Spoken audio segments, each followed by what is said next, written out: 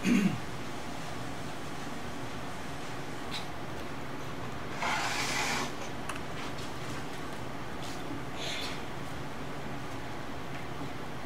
judges ready? Yes. I was hiking the other day with a good friend who was calling every bug that he saw an insect. Including things like spiders and centipedes, which are not insects. I wanted to show him that not every bug is an insect, so I got out my trusty field guide that I have had for years, as you can see with all the wear and tear, and told him to read it from the beginning. Hi, my name is Joseph Muehlhausen, or Joey. I'm 11 years old. I live in Graham County, and I'm in the 4-H Musketeer. And today I would like to show you how I taught my friend to capture and identify bugs as being insects or not by using a field guide.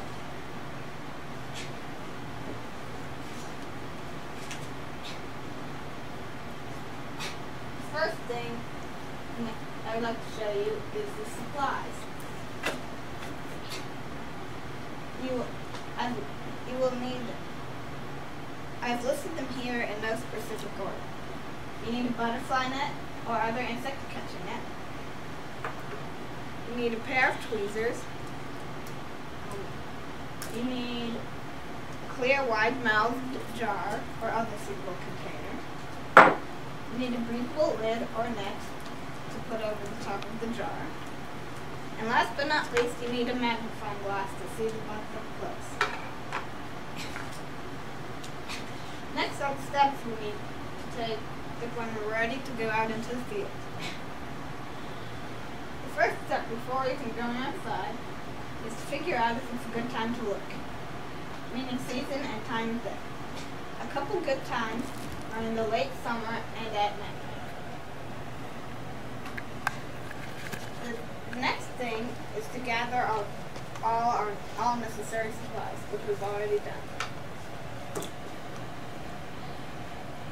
Then we're going to go out and collect the bugs.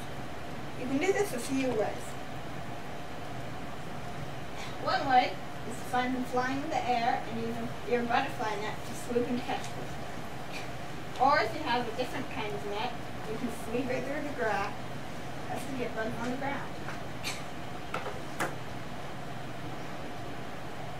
Another way is to walk around with your magnifying glass, looking for bugs and picking them up with your tweezers. Oops, I just fried a bug.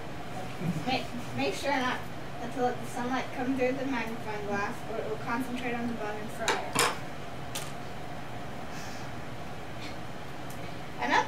Another cool way is to use a bed sheet and roll the bottom into a funnel shape. Just like that.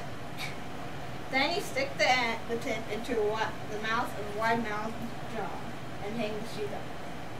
Then you shine a light at the top, and when the bugs hit the sheet, they'll fall down through the funnel and into the jar. Once you've got your bugs, it's time to figure out if it is an insect or not.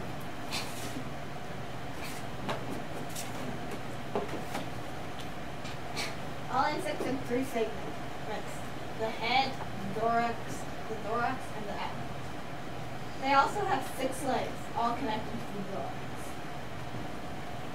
Other identifiers include the eyes, which are compound. Insects usually have simple eyes too. The wings, which most insects have, not all, and they either have 1 or 2 pairs. All insects have antennae and most have claws. Once you've come to the conclusion that it is truly an insect, the next step is to identify its group or order. This right here is the blown up key of major insect groups for my field guide. I've caught a few insects here, and this one goes into the beetles category. This one goes into the grasshoppers, roaches, and gherkin category. And this one goes into the bees, wasps, and ants category.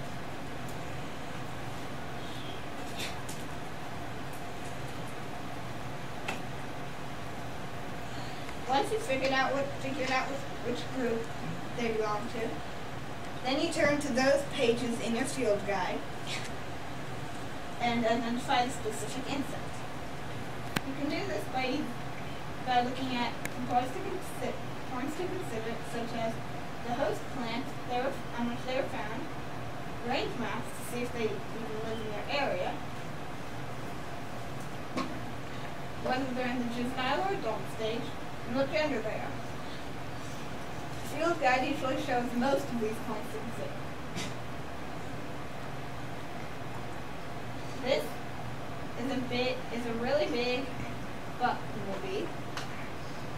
This is a huge ladybug, and this is a gigantic praying mantis. Seeing my friend was searching all over the place to find bugs to identify as insects or not. Who knows? Maybe one day he'll become an entomologist. But for now, we're just having fun playing with bugs. Thank you. Are there any questions?